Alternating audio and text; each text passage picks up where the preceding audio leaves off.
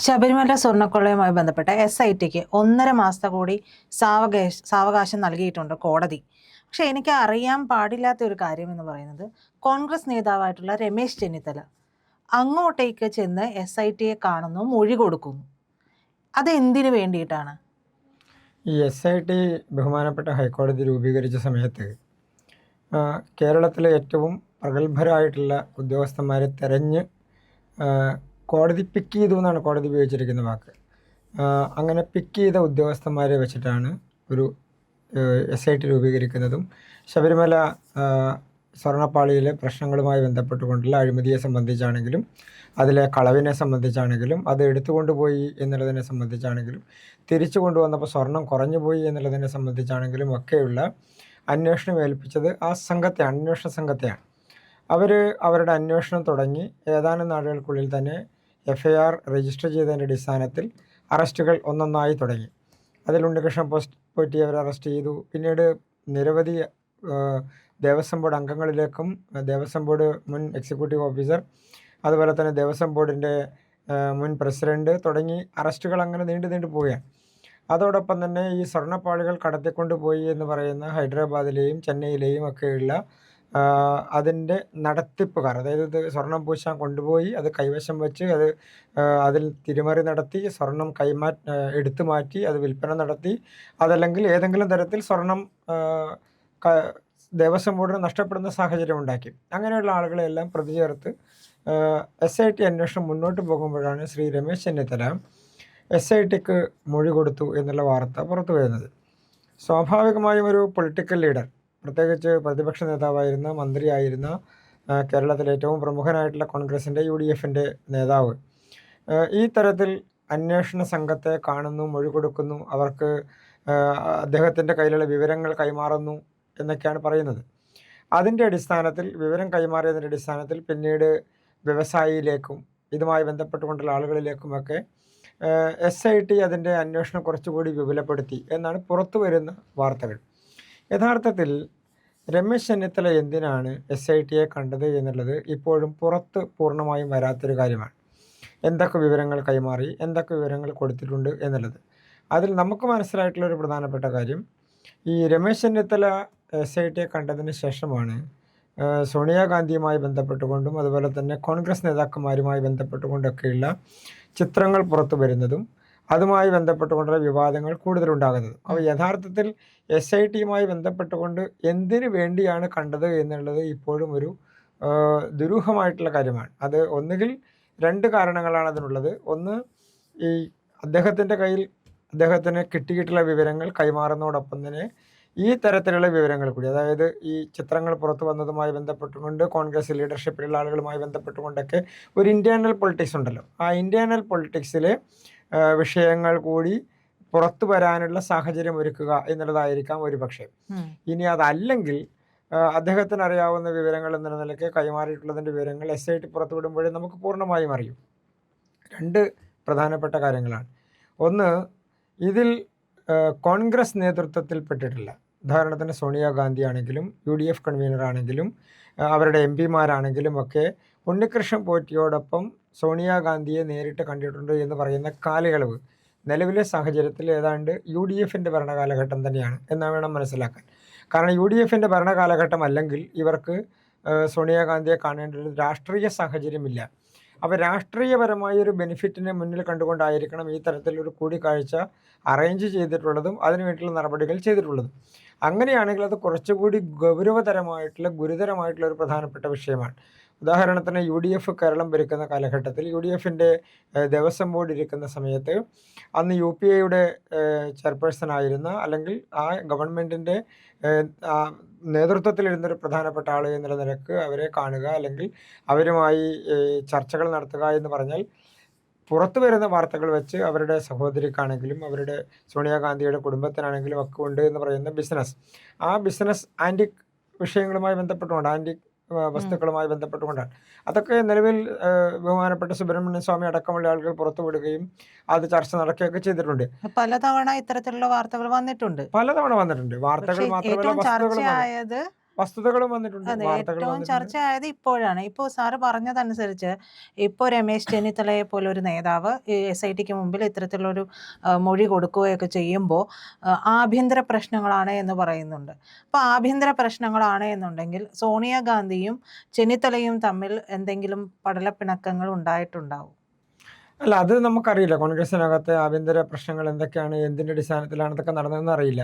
പക്ഷേ എന്താണെങ്കിലും ഇതുമായി ബന്ധപ്പെട്ടുകൊണ്ട് സ്വാഭാവികമായും ഉണ്ടാകേണ്ട ഒരു പൊളിറ്റിക്കൽ സ്റ്റേറ്റ്മെൻറ്റോ പൊളിറ്റിക്കൽ രീതിയോ അല്ല അതിൽ നടന്നിട്ടുള്ളത്. അപ്പോൾ എന്ന് പറഞ്ഞാൽ ഇതിൽ 2 സാഹചര്യങ്ങളാണ് അതിലുള്ളത്. ഒന്നുകിൽ കോൺഗ്രസിനകത്തെ അന്തഃഛിദ്രത്തിൻ്റെയോ കോൺഗ്രസിനകത്തെ ഗ്രൂപ്പ് തർക്കങ്ങളുടെയോ ഭാഗമായിട്ടുള്ള വിവര കൈമാറ്റങ്ങളാവാം. ഇനി അതല്ലെങ്കിൽ ഇതിൽ പെടാൻ പോകുന്ന സാധ്യതയുള്ള ആളുകളുമായി ബന്ധപ്പെട്ടുകൊണ്ടുള്ള വിവരങ്ങൾ. ഇപ്പോൾ ഉദാഹരണത്തിന് UDF കൺവീനറുടെ ചിത്രം വന്നിട്ടുണ്ട്, ബഹുമാനപ്പെട്ട സോണിയാഗാന്ധിയുടെ ചിത്രം പുറത്ത് വന്നിട്ടുണ്ട്. പോറ്റിയുമായി ഇതിൽ ഒന്നാം പ്രതിയാണെന്ന് ആലോചിക്കണം.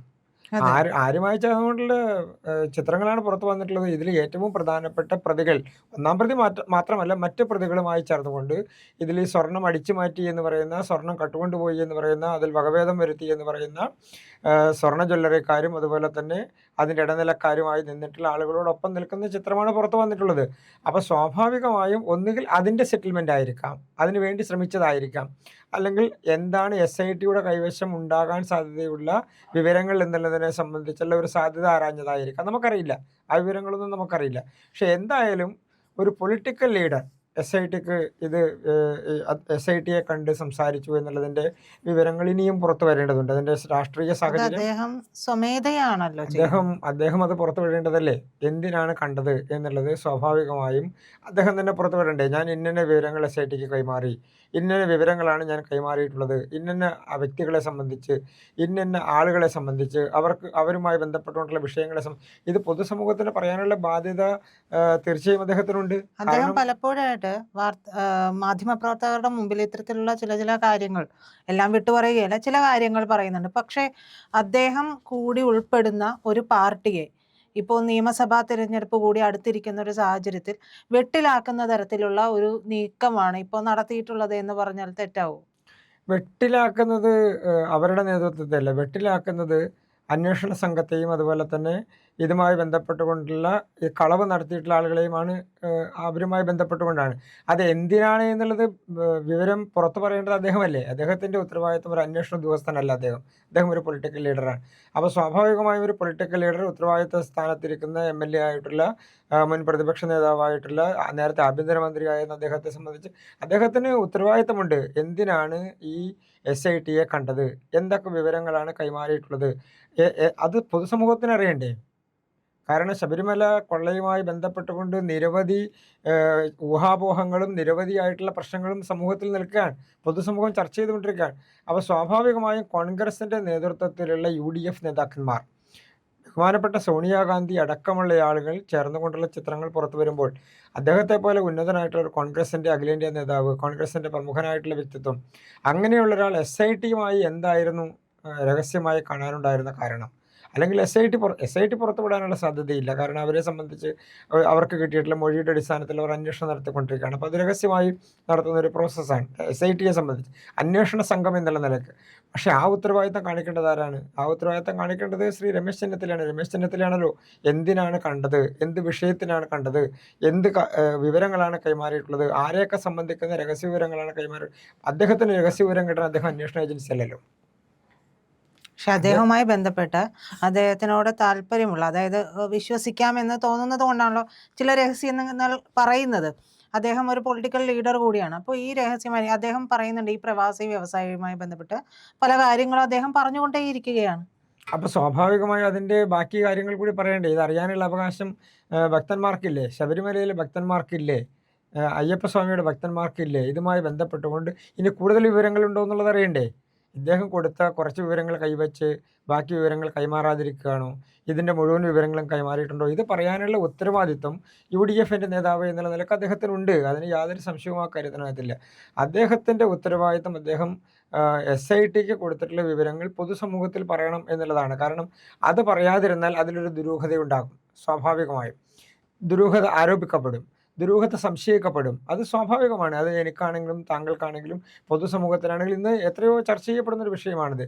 പൊതുസമൂഹത്തിന് ആ ധാരണയും ആ ദുരൂഹമായിട്ടുള്ളൊരു കൂടിക്കാഴ്ചയാണെന്നോ അതല്ലെങ്കിൽ അതിൽ എന്ത് സെറ്റിൽമെൻറ്റോ അല്ലെങ്കിൽ എന്തിനു വേണ്ടിയിട്ടാണോ കണ്ടത് എന്നുള്ളതിനെ സംബന്ധിച്ച് നിരവധി സംശയങ്ങളുണ്ട്. അപ്പോൾ പൊതുസമൂഹം ഇന്ന് ED അന്വേഷണം പുറത്തേക്ക് വരുന്ന സാഹചര്യം ഉണ്ടാകുന്നു. ED അന്വേഷിക്കാനുള്ള സാഹചര്യം ഒരുങ്ങുന്നു. CBI അന്വേഷണത്തിൻ്റെ ആവശ്യങ്ങളുണ്ടാകുന്നു. UDF തന്നെ ആവശ്യപ്പെട്ടിട്ടുണ്ടല്ലോ CBI അന്വേഷണം വേണമെന്നുള്ളത്. BJP ആവശ്യപ്പെട്ടിട്ടുണ്ട്. UDF ആവശ്യപ്പെട്ടിട്ടുണ്ട്. നിരവധി ഹിന്ദു സംഘടനകൾ ആവശ്യപ്പെട്ടിട്ടുണ്ട്. അപ്പോൾ സ്വാഭാവികമായും ശബരിമലയുമായി ബന്ധപ്പെട്ടുകൊണ്ട് സുതാര്യമായിട്ടുള്ള അന്വേഷണം SITയുടെ ഭാഗത്തു നിന്ന് നടക്കുമ്പോൾ തന്നെ അതിൻ്റെ മുകളിൽ പ്രത്യേകിച്ച് അന്തർ സംസ്ഥാന ബന്ധം, അന്താരാഷ്ട്ര ബന്ധം ഒക്കെ ആരോപിക്കപ്പെട്ടിട്ടുള്ള കേസ്. ഇതിൻ്റെ തുടക്കത്തിൽ തന്നെ ബഹുമാനപ്പെട്ട ഹൈക്കോടതിയുടെ ഉത്തരവിൽ തന്നെ ഹൈക്കോടതി അന്താരാഷ്ട്ര വ്യവസായികളുമായി ബന്ധപ്പെട്ടുകൊണ്ടുള്ള പേരുകൾ സൂചിപ്പിച്ചിട്ടുണ്ട്. അപ്പോൾ സ്വാഭാവികമായും അങ്ങനെയുള്ള ഒരു അന്വേഷണം നടക്കുമ്പോൾ അതിന് ഒരു ഒരു അന്തർദേശീയ ഏജൻസി, അന്വേഷണ ഏജൻസി എന്നുള്ള നിലക്ക് അന്വേഷിക്കാൻ കഴിയുന്ന ഏജൻസി എന്നുള്ള നിലക്ക് സ്വാഭാവികമായും CBI ആണ് അന്വേഷിക്കേണ്ടത്. പക്ഷേ SIT അന്വേഷണം നടക്കുമ്പോൾ അതിൽ ബഹുമാനപ്പെട്ട ഹൈക്കോടതി പൂർണ്ണമായും സമയം കൊടുത്ത് അവരുടെ അന്വേഷണം പൂർത്തിയാക്കാൻ ആവശ്യപ്പെടുന്ന ഒരു സാഹചര്യം ഉണ്ടാകുമ്പോൾ അതിൽ മറ്റൊരു സംശയത്തിനും ഇടയില്ല അന്വേഷണ സംഘത്തെ സംബന്ധിച്ചോ അന്വേഷണവുമായി ബന്ധപ്പെട്ടുകൊണ്ട്. പക്ഷേ എന്തിനാണ് രമേശ് ചെന്നിത്തല SITയെ കണ്ടത് എന്നുള്ളതിനെ സംബന്ധിച്ച് അദ്ദേഹം പുറത്ത് പറയണ്ടേ? എന്തിനാണ് കണ്ടത്, എന്ത് വിവരമാണ് കൈമാറിയത്, എന്തൊക്കെ വിവരങ്ങളാണ് അതിലുള്ളത്, ഇനി അതുമായി ബന്ധപ്പെട്ടുകൊണ്ട് എന്തെങ്കിലും മറച്ചു വെക്കപ്പെട്ടിട്ടുണ്ടോ, കൂടുതൽ വിവരങ്ങൾ പുറത്തു വരേണ്ടതുണ്ടോ, ഇനി കോൺഗ്രസ്സിലെ തന്നെ കൂടുതൽ നേതാക്കന്മാർക്ക് ഇതിൽ പങ്കുണ്ടോ, ഇനി അതുമായി ബന്ധപ്പെട്ടുകൊണ്ടുള്ള രേഖകൾ അദ്ദേഹം കൈമാറിയിട്ടുണ്ടോ, അതാണല്ലോ പ്രധാനപ്പെട്ട വിഷയം. ഇപ്പോൾ സോണിയാഗാന്ധിയുമായി ബന്ധപ്പെട്ടുകൊണ്ടുള്ള ചിത്രങ്ങൾ പുറത്തു വരുന്ന ഏതാണ്ട് സമാന സമയത്ത് തന്നെയാണ്. അപ്പോൾ ഈ തരത്തിൽ ഉള്ള പ്രതികളുടെ കാര്യങ്ങൾ പറയുന്നതോടൊപ്പം തന്നെ അദ്ദേഹം ഈ ചിത്രങ്ങളും ഈ തരത്തിലുള്ള കാര്യങ്ങളും കൈമാറിയിട്ടുണ്ടോ എന്ന് പറയാനുള്ള ഉത്തരവാദിത്വവും അതിൻ്റെ ബാധ്യതയും അദ്ദേഹത്തിന് തന്നെയാണ്. അദ്ദേഹം അത് പുറത്ത് പറയേണ്ടതാണ്.